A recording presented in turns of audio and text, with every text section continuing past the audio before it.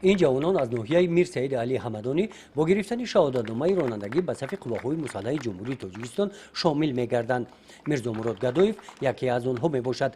نزد تشکیلات جمعیت مددگار مدافع میرزا مراد و این دوستانش کورس رانندگی را گذاشته آن را با موفقیت به انجام رسانیدند. با حس بلند وطن پرستی برای خدمت به وطن ادای قرض شهروندی خود آماده هستند. معلوماتم عالی بعد از ختم دانشکده کوهی متالورگی تاجیکستان با خواهش خودم برای ادای خدمت به صف قواهای مسلح جمهوری تاجیکستان دعوت شدم. بعد از ختم کورس کوتاه مدت رانندگی با همراه 15 نفر همسبقانم به صف قواهای مسلح جمهوری تاجیکستان سفربر می‌گردیم. برای این مینتداری خود را به حکومت جمهوری تاجیکستان و کمیسریات ناحیه و به تشکیلات جمعیت مددگار مدافع می‌رسانم. پیش از گسیل نوسکران به این مناسبت نزد کمیسریات حربی ناحیه جمعآمد ایدانه دایر گردید. در این روز خاطرماند برای نوسکران و هموالدان نمایندگان مقامات اجرایی حاکمیت دولتی ولایت ختلان و ناحیه میر سعید علی حمدانی اشتراک نمودند.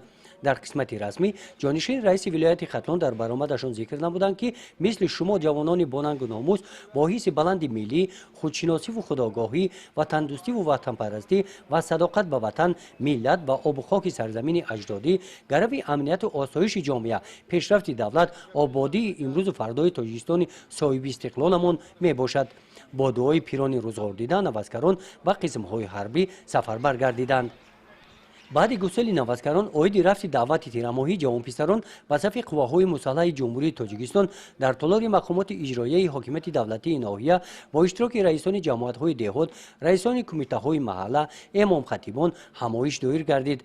در این چوربینی جانشین رئیس ولایت ختلان عاید رفت دعوت تیرماهی جوانپسران را به صف قواهای مسلح جمهوری تاجیکستان در شهر و ناحیه‌های ولایت ختلان بررسی نمود. گزارش خوجا نظریف خدای نظر ظهوروف از ناحیه میر سعید علی حمدانی برای برنامه اطلاعاتی نوید.